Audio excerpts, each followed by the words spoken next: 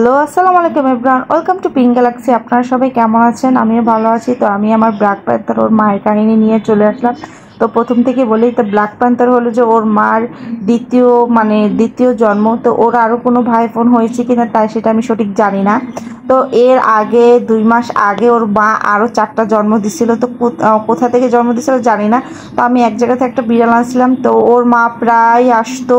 তো আমার বিড়াল, সেই ছোট বিড়ালের সাথে একটু দেখতো, খেলাধুলা করতো। তো আমার মেয়ে অনেক জ্বালাতন করতো দেখে আমি সেই বিড়ালটা রেখে আসছি। তো হঠাৎ করে ওর বিড়াল আসতে পর আমার মেয়ে বলতো, ওই দেখো বিড়াল আসছে বিড়াল আসছে। তো আমি কয়েকদিন খাবার টাবার দিছিলাম ওর মাকে।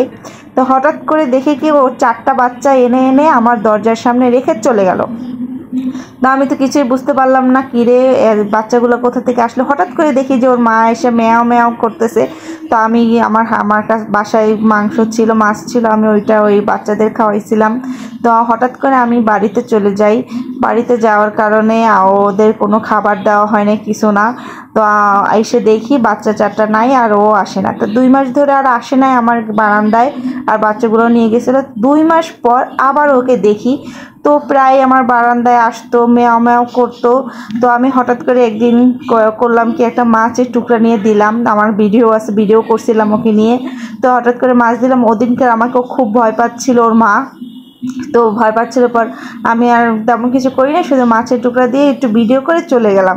তো দেখলাম কি, এখন যে সময়টা আমি ওকে খাবার দিচ্ছি ওই সময়টা প্রতিদিন আমার ওইখানে আসা জানালার কাছে ম্যাও ম্যাও ম্যাও করতো। তো আমি প্রতিদিন ওকে এক টুকরা যা রান্না করতাম সেটাই ওকে দিতাম। মাছ থাকলে মাছ, মাংস থাকলে মাংস ওকে খাবার খেতে দিতাম। তো হঠাৎ করে একদিন এরকম খাবার দিতে দিতে ওর মার সাথে ভালোই একটা আমার আলাদা আন্ডারস্ট্যান্ডিং হয়ে যায়, একটা ভালো সম্পর্ক হয় খুবই। এই যে ওর মা এসে এখন মার জন্য আমি এক পিস মাছ রেখেছিলাম। তা আন্ডারস্ট্যান্ডিং হওয়ার পর আমি হঠাৎ করে একদিন রেমাল যেদিনকার হলো, তো আমার দরজার কাছে আইসা ও মিয়াও মিয়াও করতেছিল। তো আমি দরজা খুলি, দরজা খোলার পরই করলো কি, মুখ থেকে বাচ্চাটাকে আমার পার কাছে রেখে চলে গেল কোথায় যেন। আমি বললাম যে কিরে কি হলো। তো আমি তখন ওই ব্ল্যাক প্যান্থার খুবই আরও ছোট ছিল আর একটু, তো আমি নিয়ে ওকে মোছাই টোছাইয়ে সুন্দর করে একটু গরম টরম করলাম। তো এর ভিতরে ওর মা আবার আসলো, তখন আমি আবার ওকে দিয়ে দিলাম দুধ টুধ খাওয়ালাম আবার বারান্দায় বসে। তো আমি আবার ছাউনি দিয়ে দিলাম যাতে বৃষ্টি ওদের গায়ে না পড়ে। সেদিন থেকেই ওরা আমার এখানে আসে, তো আমি প্রতিদিন ওদের খাবার দেই। তো এই অবস্থা ব্ল্যাক প্যান্থার আর ওর মার কাহিনী। আজকে এই পর্যন্ত, আল্লাহ হাফেজ। নেক্সট টাইম ওদের জন্য আবার ভিডিও করব, আপনার সাথে থেকে।